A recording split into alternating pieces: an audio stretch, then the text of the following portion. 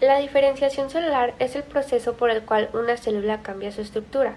Las células bien diferenciadas son células ya maduras, completamente relacionadas, que están listas para cumplir con su función particular. Cada tipo celular tiene características, funciones y lapsos de vida específicos, aunque todos se han diferenciado de la célula original o cigoto. Las primeras células del ser humano procedentes del cigoto son llamadas células totipotenciales. Estas son capaces de diferenciarse en todo tipo de células especializadas. Este proceso comienza 4 días después del desarrollo. De una célula totipotencial se puede obtener un organismo funcional. A medida que se diferencian, van restringiendo su potencial y se convierten en células pluripotenciales. Estas pueden desarrollarse en varios, pero ya no en todo tipo de células especializadas. De estas células ya no es posible obtener un organismo. Bueno, para todo esto, ¿por qué se da la diferenciación celular o qué es lo que causa esta? Fácilmente podríamos decir que los factores de crecimiento estimulan la mitosis y la diferenciación. En otras palabras, y para un mejor entendimiento, se podría decir que todas las células necesitan crecer, pasar de ser una célula inmadura a una madura, o ya sea que hay células dañadas que necesitan ser reemplazadas y por esto se da la diferenciación. Y esto hace que segregue factores de crecimiento que estimulan que la célula se someta a la diferenciación o la mitosis. La mitosis es el proceso en el cual una célula divide equitativamente su material genético para convertirse en dos. Y el crecimiento es un proceso que parece asociarse al periodo que se extiende desde el nacimiento hasta alcanzar la adultez. Sin embargo, las células nacen, se desarrollan y mueren permanentemente durante la vida de una persona.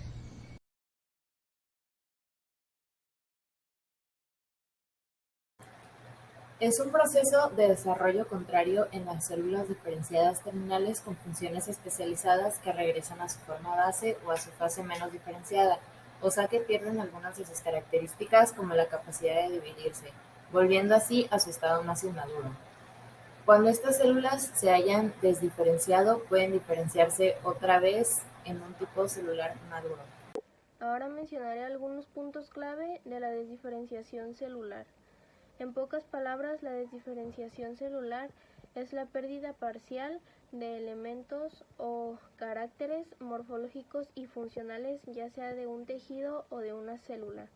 Este fenómeno lo podemos observar en los niveles de gen, de proteína, morfología y función. A nivel genético, la célula experimenta una reversión de un perfil de expresión de genes de células diferenciadas a un perfil de expresión de genes de células progenitoras. Durante este proceso de desdiferenciación, la actividad genética relacionada con el desarrollo se reprime y aquí es cuando se activan los genes que mantienen a la célula en el estado indiferenciado.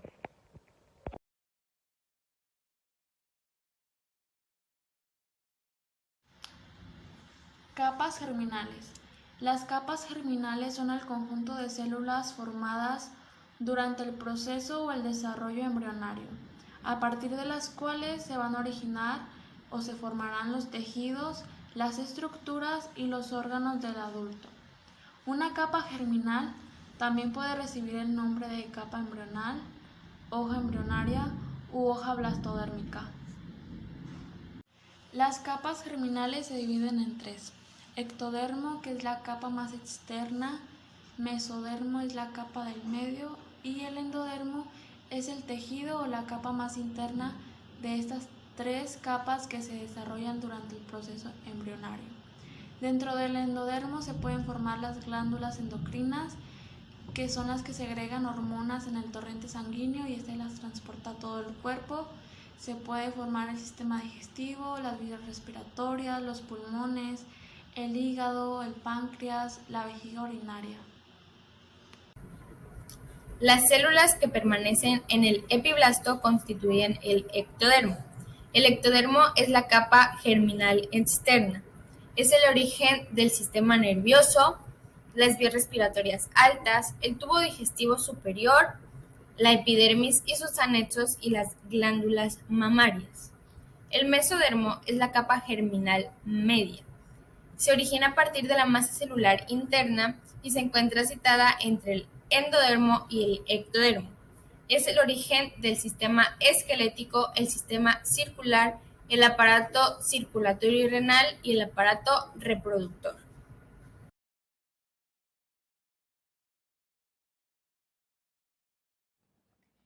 ¿Qué son las células madre?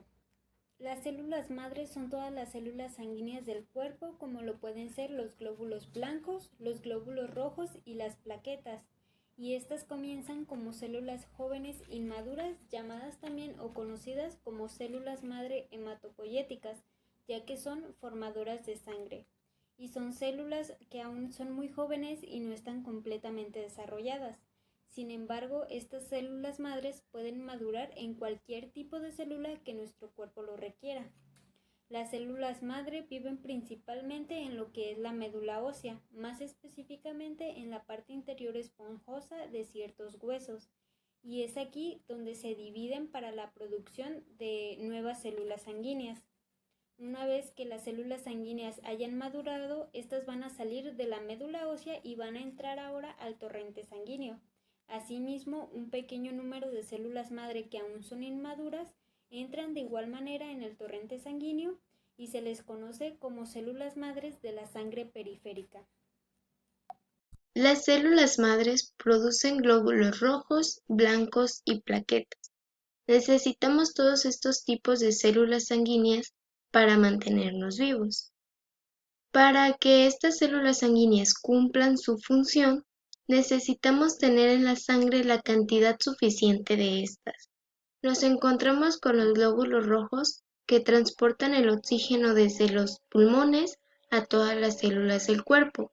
Además, traen el dióxido de carbono de células que pueden ser exhaladas. En una prueba sanguínea en un laboratorio, se hizo una prueba llamada hematocrito, que prueba el porcentaje de sangre en los glóbulos rojos que se encuentran entre el 35 y 50% en adultos. Si se tiene un nivel bajo del porcentaje que se ha dicho, entonces se considera que la persona tiene anemia, causando síntomas como debilidad, fatiga o palidez en la piel o piel amarilla. Los glóbulos blancos ayudan a combatir las infecciones causadas por bacterias, virus y hongos. Nos encontramos con 3 tipos de glóbulos blancos. El primero son los neutrófilos, que son los más importantes para combatir infecciones, ya que son los primeros en responder cuando los gérmenes entran al cuerpo. Tenemos la neutropenia, que es la que se da cuando los neutrófilos están en bajo nivel. Y tenemos los linfocitos, que se dividen en 3: linfocitos T, linfocitos B y células citolíticas naturales. Algunos linfocitos producen anticuerpos útiles para combatir infecciones, además de que reconocen células propias del cuerpo y rechazan a las células que no pertenecen a este. Y por último tenemos lo que son las plaquetas, que son partes de las células que sellan los vasos sanguíneos dañados, además de que ayudan a que la sangre coagule. Ambos factores son importantes para detener una hemorragia. Una hemorragia es una pérdida de sangre. Se le llama trombocitopenia al nivel bajo de estas plaquetas, ya que se encuentran entre 150.000 y 450.000 milímetros cúbicos.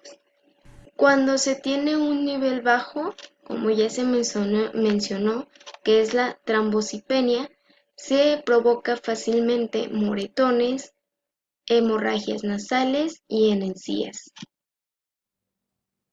Ahora bien, ¿de dónde provienen las células madres que se utilizan para los trasplantes?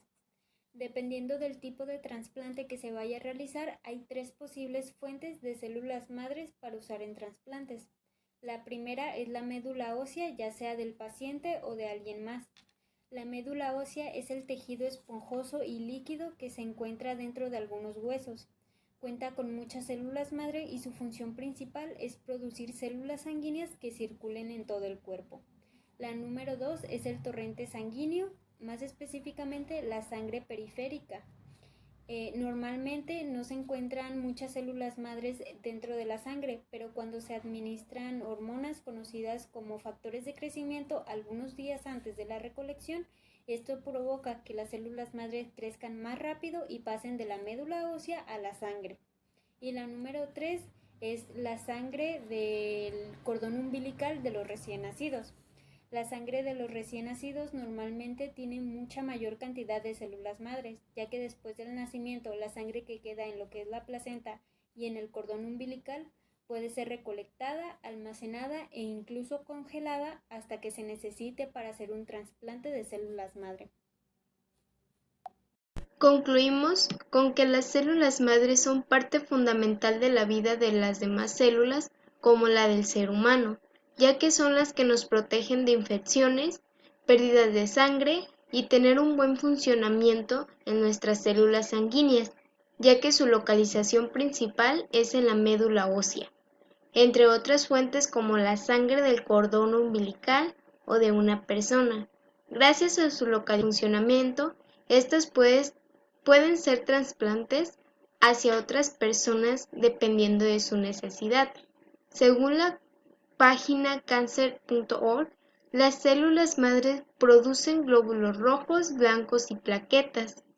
Necesitamos todos estos tipos de células para mantenernos vivos. Párrafo 3.